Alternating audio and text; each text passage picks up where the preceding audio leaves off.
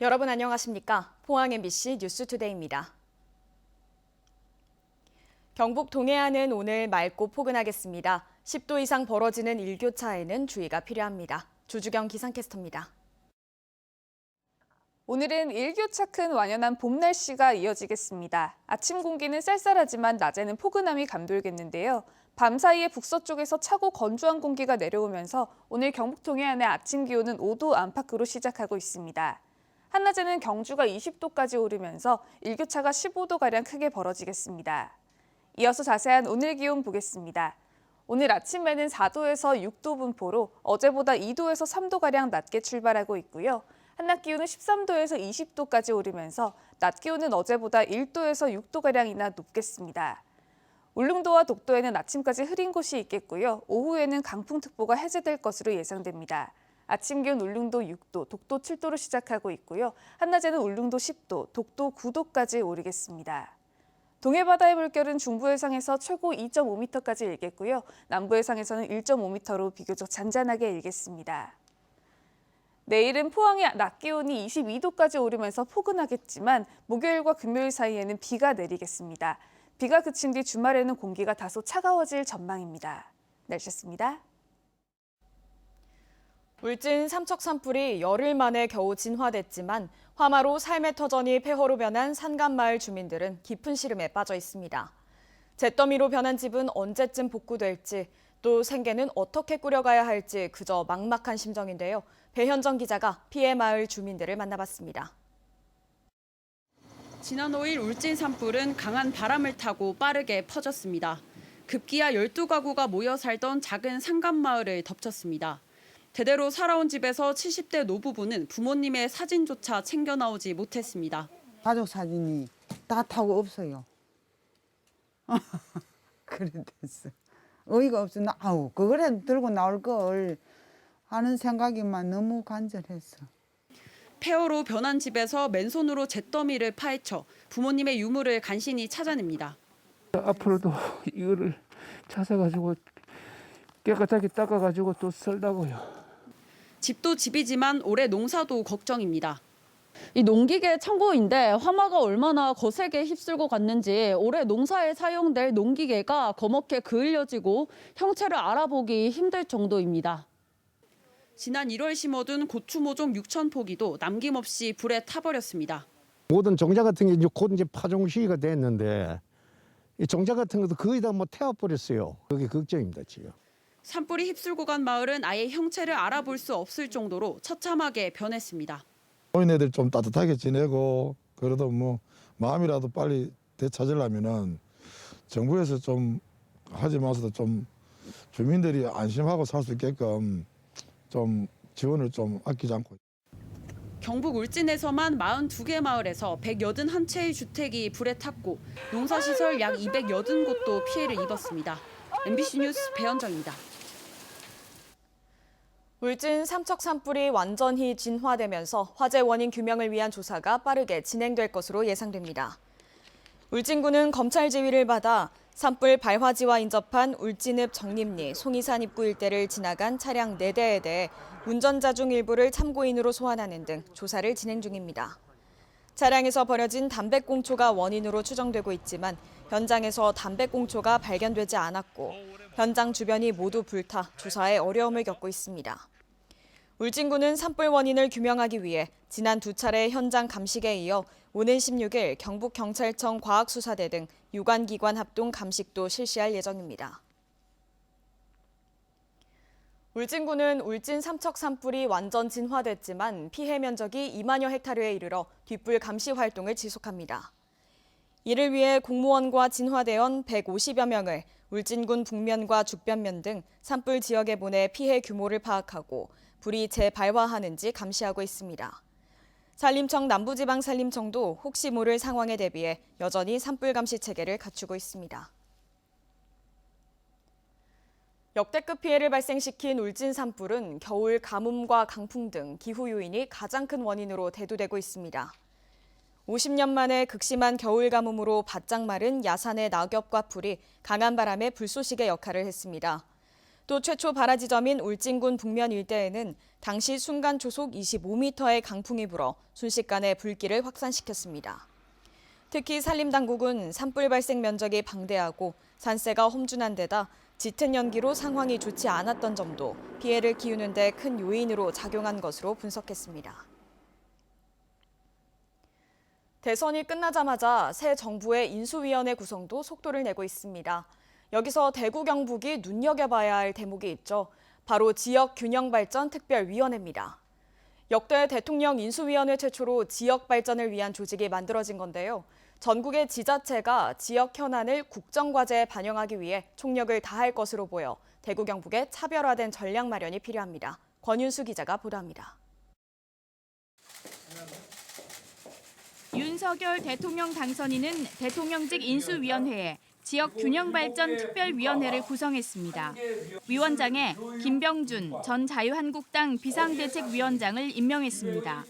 김 전 비대위원장은 노무현 정부 시절 청와대 정책실장, 대통령 정책특보 등을 지냈고 부동산 정책과 신행정수도 정책을 구상해 지역균형발전 정책 전문가로 여겨집니다. 지역균형발전특위는 국민의힘 소속 광역자치단체장들이 먼저 건의해 윤 당선인이 받아들인 것입니다. 전국 17개 시도청의 협조가 구해지는 대로 균형발전 의견을 수렴을 하고 이를 새 정부에 반영을 할 예정입니다. 새 정부가 지역 균형 발전에 대한 의지를 보이자 대구시는 현안 사업 추진에 희망을 걸고 있습니다. 특히 권영진 시장님께서 강력하게 건의하신 걸로 압니다. 아마 이 TF를 통해서 지역별로 발전 방향들을 좀 더 구체적으로 중앙정부가 좀 획기적인 방향으로 진행해 나갈 수 있지 않을까 그렇게 생각을 합니다. 대구시는 인수위 분과별로 국정과제를 선정하기 위한 절차가 급박하게 이루어질 것으로 예상하고 공약 연계 사업 발굴과 국비 확보를 위해 역량을 집중하고 있습니다. 인구 소멸 위기에 놓인 경상북도는 지역 균형 발전 정책이 더욱 시급합니다. 이미 대통령 선거 전 후보들에게 수도권 인구 분산 국가계획 수립을 촉구하고 주요 국가기관의 지방 이전을 건의했습니다. 지역 균형 발전 특위가 구성되자 크게 환영하며 인력 파견 등에 적극적으로 협조하기로 했습니다. 경상북도는 기획조정실을 중심으로 산업경제와 균형발전, 지속가능, 문화관광 등 4개 분과 중심의 차기 정부 국정과제 범실국 대응 체계를 구축하고 대구경북연구원에 연구지원단을 만들었습니다. MBC 뉴스 권현수입니다. 한국수력원자력은 어제 월성원전 사용 후 핵연료 조밀 건식 저장시설 증서를 준공했다고 밝혔습니다. 이번에 준공된 맥스터는 총 7기로 월성 2, 3, 4호기에서 발생하는 중수로 사용 후 핵연료를 보관할 예정입니다. 맥스터는 경주 시민들의 찬반 논란과 갈등 끝에 2020년 8월 착공해 이달 준공됐으며 지난 4일 규제기관으로부터 운영 허가를 받았습니다. 주말부터 내린 단비에 산불도 잦아들고 한 달째 이어진 건조특보도 모두 해제됐습니다. 긴 겨울 가뭄 동안 누구보다도 농민들이 비를 애타게 기다렸을 텐데요. 가뭄을 완전히 해소하기에는 부족한 양이라고 합니다. 김서연 기자입니다. 우리나라 토종 마늘인 한지마늘 주산지인 의성의 한 마늘밭. 간밤에 내린 비로 메말랐던 땅이 촉촉하게 젖어들었고 초록빛의 마늘싹은 수분을 머금고 싱그러움을 더합니다. 긴 겨울 가뭄 끝에 내린 단비에 농민들도 한시름을 덜었습니다. 정말로 애타게 비를 기다렸는데 겨울 가뭄이 이렇게 심한 적은 처음 보는 것 같습니다. 참 금비입니다, 금비. 지난 석 달간 의성의 누적 강수량은 0.9mm. 지난 1973년 기상 관측을 시작한 이래 가장 비가 적게 온 겨울이었습니다. 우리나라의 지난 겨울 강수량은 반세기 동안 역대 최저치인 평균 13.3mm. 상주, 영주 등 경북 북부 지역은 이보다 훨씬 더 적었고 심지어 영양은 0mm를 기록했습니다. 겨울 가뭄과 저온 현상이 길어지다 보니 마늘의 생장도 더뎌졌습니다. 평균 이 시기에 15cm까지 자라야 할 마늘싹이 지금은 7에서 10cm밖에 되지 않습니다. 이 때문에 아직 가뭄을 해소하기엔 역부족입니다. 의성 한지역 마늘은 구멍이 없는 비늘을 피복하고 그 뒤에 이제 충분한 관수를 하고 난 다음에 몰동을 해서 완벽한 가뭄이 해결이 되려고 그러면 앞으로 20에서 30mm 정도 비가 더 온다면 기상청은 시베리아 부근 찬 공기를 수반한 대륙 고기압의 강도가 예년보다 약해 비구름대도 약해졌다고 분석했습니다.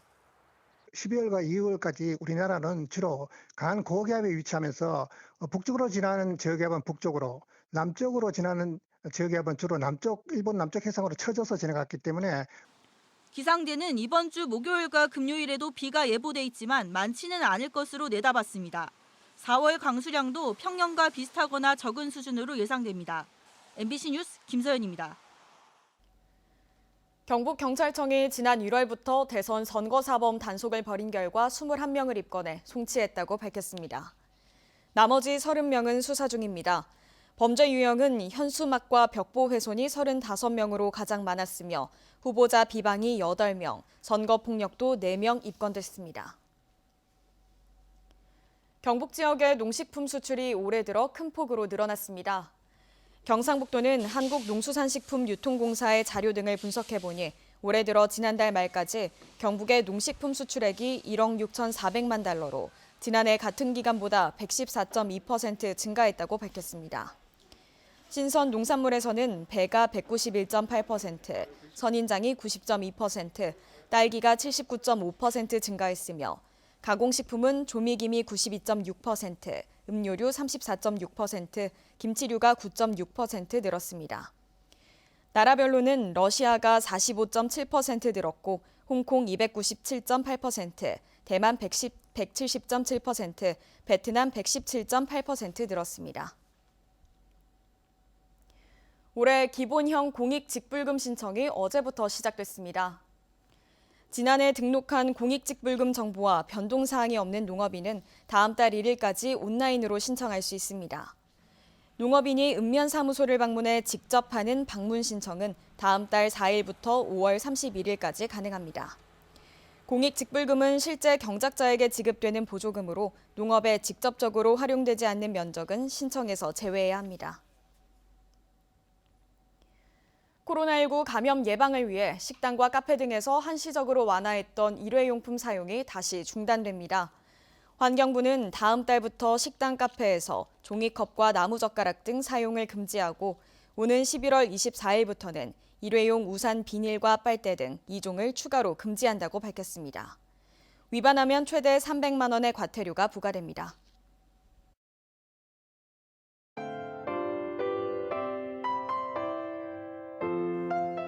오늘은 일교차 큰 완연한 봄 날씨가 이어지겠습니다. 아침 공기는 쌀쌀하지만 낮에는 포근함이 감돌겠는데요.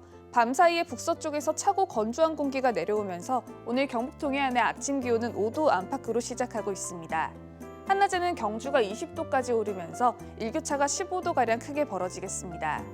이어서 자세한 오늘 기온 보겠습니다. 오늘 아침에는 4도에서 6도 분포로 어제보다 2도에서 3도가량 낮게 출발하고 있고요. 한낮 기온은 13도에서 20도까지 오르면서 낮 기온은 어제보다 1도에서 6도가량이나 높겠습니다. 울릉도와 독도에는 아침까지 흐린 곳이 있겠고요. 오후에는 강풍특보가 해제될 것으로 예상됩니다. 아침 기온 울릉도 6도, 독도 7도로 시작하고 있고요. 한낮에는 울릉도 10도, 독도 9도까지 오르겠습니다. 동해바다의 물결은 중부 해상에서 최고 2.5m까지 일겠고요. 남부 해상에서는 1.5m로 비교적 잔잔하게 일겠습니다.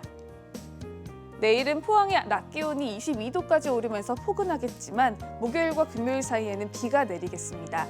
비가 그친 뒤 주말에는 공기가 다소 차가워질 전망입니다. 날씨였습니다. 이상으로 포항 MBC 뉴스투데이를 마칩니다. 여러분 고맙습니다.